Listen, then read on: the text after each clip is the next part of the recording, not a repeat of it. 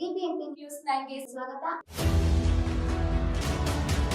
ಮೊದಲಿಗೆ ಮುಖ್ಯಾಂಶಗಳು. ಕನ್ನಡ ಚಳವಳಿಗಾರರ ಮೇಲೆ ಇರ್ತಕ್ಕಂಥ ಕೇಸ್ಗಳನ್ನ ವಾಪಸ್ ತಗೋಬೇಕು ಅಂತ ಹೇಳಿದ್ದಾರೆ.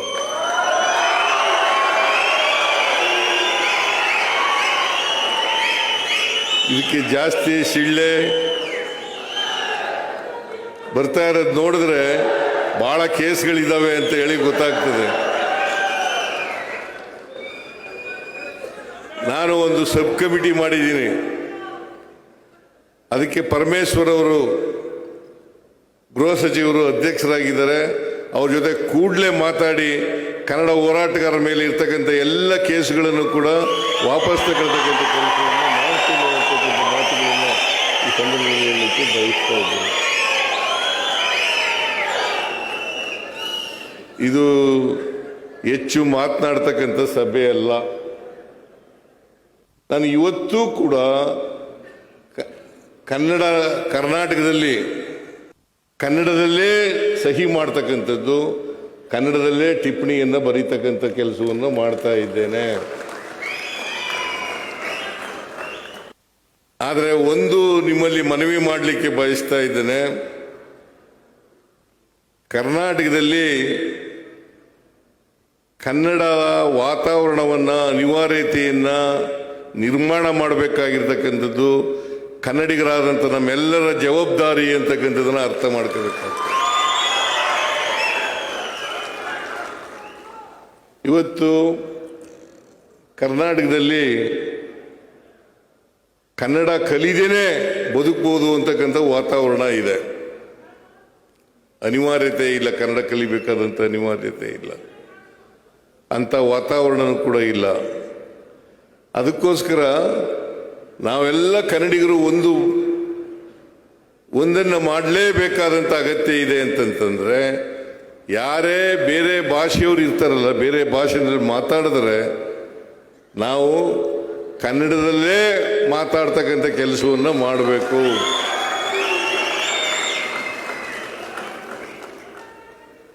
ಈಗ ತಮಿಳ್ನಾಡಿಗೆ ಹೋದರೆ, ಆಂಧ್ರಕ್ಕೆ ಹೋದರೆ, ತೆಲಂಗಾಣಕ್ಕೆ ಹೋದರೆ, ಕೇರಳಕ್ಕೆ ಹೋದರೆ, ಮಹಾರಾಷ್ಟ್ರಕ್ಕೆ ಹೋದರೆ, ಅಲ್ಲಿ ಆ ರಾಜ್ಯದ ಭಾಷೆ ಇದೆಯಲ್ಲ, ರಾಜ್ಯ ಭಾಷೆ, ಆ ಭಾಷೆನಲ್ಲೇ ಮಾತಾಡ್ತಾರೆ. ಇಬ್ಬರು ತುಳು ಭಾಷಿಗರು ಸೇರಿದ್ರೆ ತುಳು ಭಾಷೆನಲ್ಲೇ ಮಾತಾಡ್ತಾರೆ. ನಾವು ಕನ್ನಡಿಗರು ಯಾಕೆ ಕನ್ನಡದಲ್ಲಿ ಮಾತಾಡಬಾರ್ದು?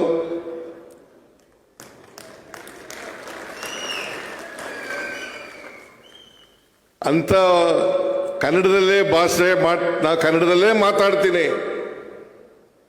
ಅನಿವಾರ್ಯ ಆದರೆ ಇಂಗ್ಲೀಷ್ನಲ್ಲಿ ಮಾತಾಡಿ ಅಥವಾ ಬೇರೆ ಭಾಷೆನಲ್ಲಿ ಮಾತಾಡಿ.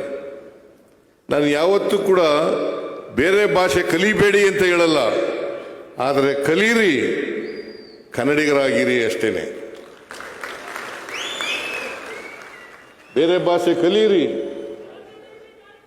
ಈಗ ಬೇರೆ ರಾಜ್ಯದಿಂದ ಬರ್ತಾರೆ, ನಾವು ಬೇರೆ ರಾಜ್ಯಕ್ಕೆ ಹೋಗ್ತೀವಿ, ಹೋಗೋದು ಬೇಡ ಅಂತ ಹೇಳಲ್ಲ, ಸಂವಿಧಾನ ಅವಕಾಶ ಮಾಡಿಕೊಟ್ಟಿದೆ, ಹೋಗೋಣ.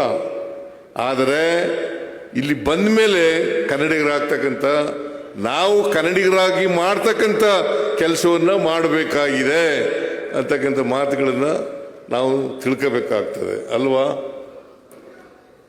ಒಂದು ಮಾತನ್ನು ಹೇಳಿ ಕೊನೆಯಲ್ಲಿ, ಕರ್ನಾಟಕದಲ್ಲಿ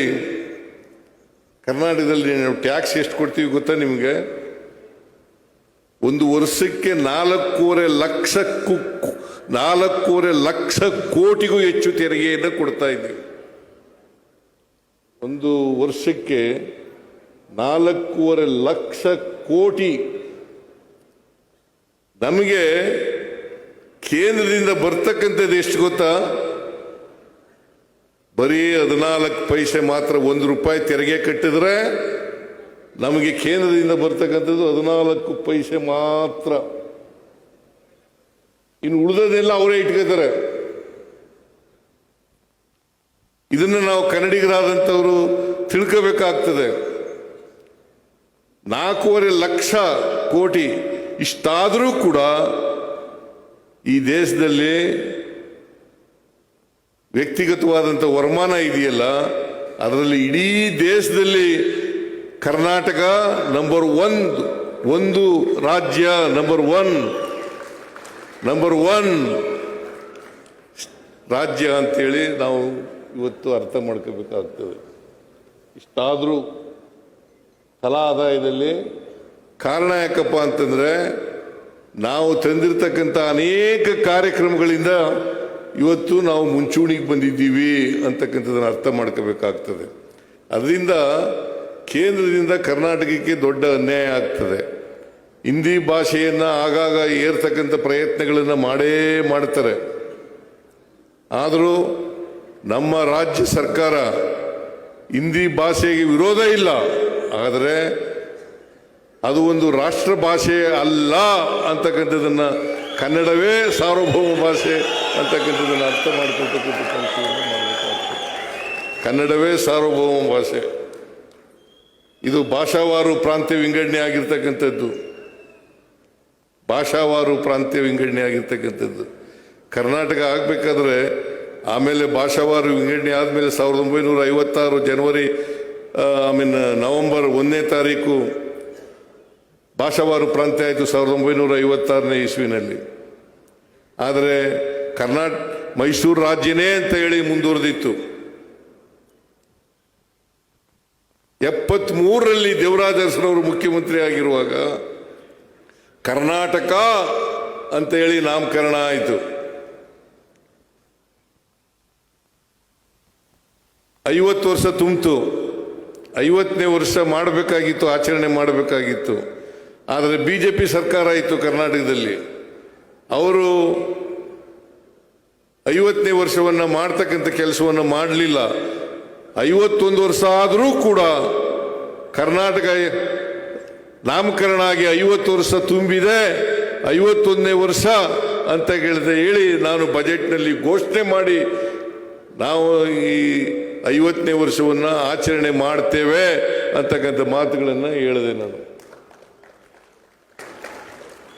ಹಾಗಾಗಿ ಇಡೀ ರಾಜ್ಯದಲ್ಲಿ 1 ವರ್ಷ ಪರ್ಯಂತ 50ನೇ ವರ್ಷದ ನಾಮಕರಣ ಮಾಡಿದ್ವಲ್ಲ ಕರ್ನಾಟಕ ಅಂತ ಹೇಳಿ, ಆ ನಾಮಕರಣ ಮಾಡಿದಂಥ 50ನೇ ವರ್ಷವನ್ನು ಇಡೀ ರಾಜ್ಯದಲ್ಲಿ ಆಚರಣೆ ಮಾಡ್ತಕ್ಕಂಥ ಕೆಲಸವನ್ನು ಮಾಡಿದವು.